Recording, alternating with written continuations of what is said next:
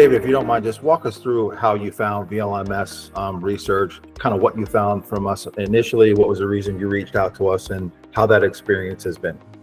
I have like I said, I was sharing with you, we were breaking into the U.S. with Elsewedy is a $5.3 billion U.S. electrical, high voltage, extra high voltage energy company.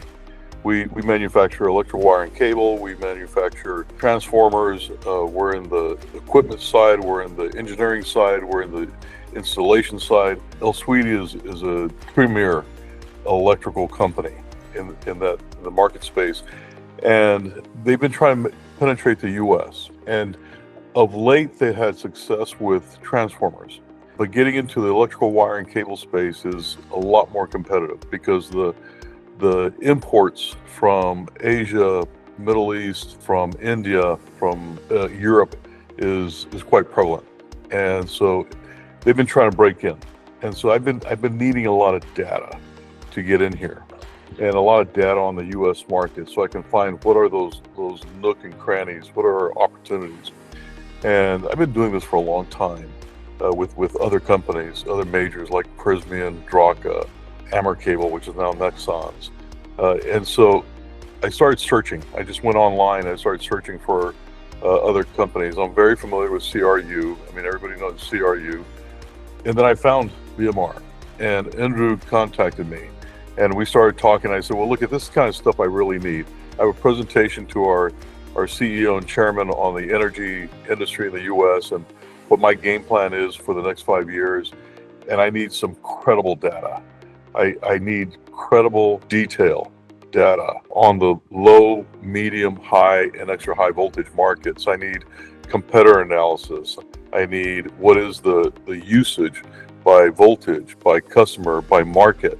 And I started to just really dissect. I mean, this is something that you guys can put together for me. And Andrew just jumped right into it. He goes, absolutely, let's go. And the can-do attitude that VMR had about the whole thing really sparked me. I liked it. Yeah, that's great. Seriously, because when you deal with other major companies like CRU and all that, yeah, they're great. We can do this, we can do that, but it always ends up being a cookbook thing. This is our module. Here's our other module. Here's another module. Right. And that's not what I needed. That's not what I want. We hear that a lot from our clients, and one of the things that we try to do to differentiate ourselves is work through a statement of work directly with the client. And I think at one of our goals from a corporate standpoint is to do that, is to meet directly with the clients, come up with a very specific statement of work, engage the client in that way. We always assign a research team. So it kind of sounds like that process went well with you. We met your needs as it relates to defining the statement of work, and then you were happy with the product forward. But did that statement of work process go well? It sounds like it did, and it sounds like it met everyone's needs. It did. It went very well. And then when I had questions about the data, if I questioned the data, they went back, they reviewed it, and if it needed to be revised, they revised it. We're human, and we're analyzing data. Not everybody's perfect in it. I get it. I understand this. I've been doing it, as you can tell, way too many years. And especially in oil and gas, like I said, it's you need this. But I was able to put the presentation together, and the presentation that I put on for the chairman and CEO was phenomenal. Great. It was excellent. A lot of credibility. And every time he'd come up and say, well, that's interesting, but we really need to know this. I said, great question. Next slide. Yeah, it's a great call out. I mean, one of the things we try to do is that in this space, there's so many companies like Crew and these people that you met are very transactional, right? Hey, here's your module. Have a great day.